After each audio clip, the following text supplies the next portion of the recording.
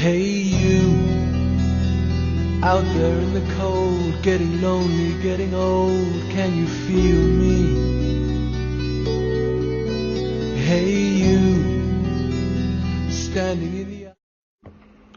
It's the 11th of May, 10 o'clock at night.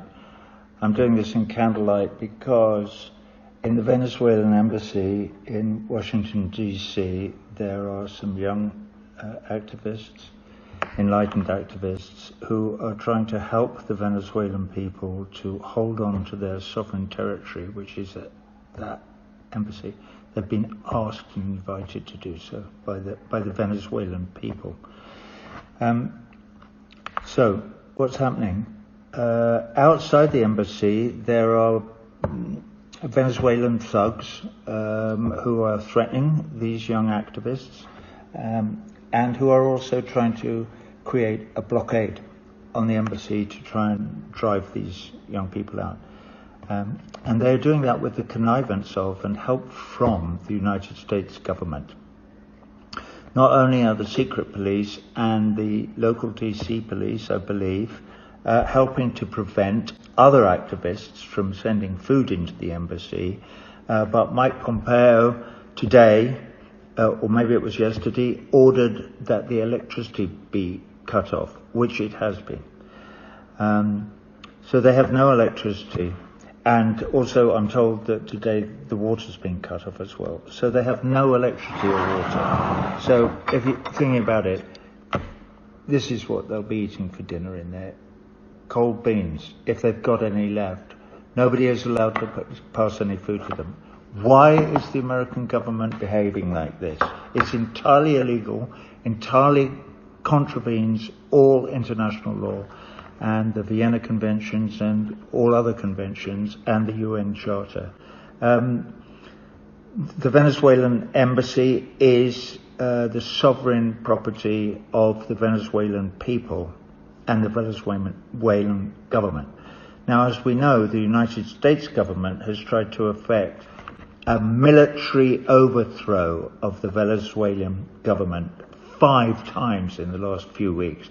They've failed miserably every time because the Venezuelan people believe in the Bolivarian revolution that took place in the 90s and finishing with the election of Hugo Chavez as the president of Venezuela in 1998.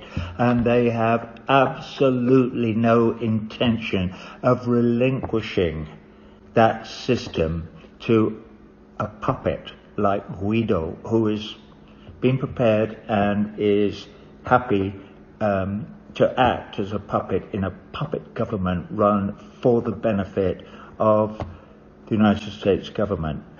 The United States government has never got over the fact that United States corporations lost control of the oil in 1998, and ever since then they've been trying to get it back, and this is hopefully their last throw of the dice.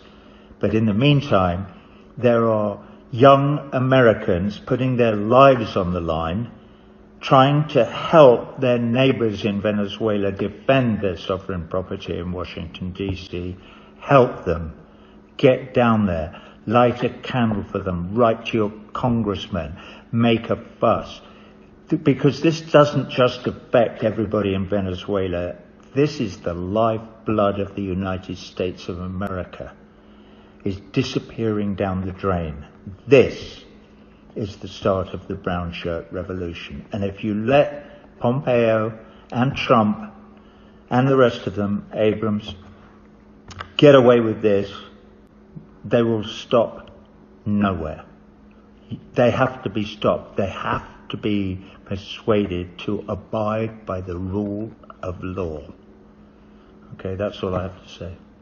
Except, I'm glad I'm not having to eat cold beans in the Venezuelan embassy, and I bet you're glad too. So help these brave young men and women who are standing up for your rights and for mine.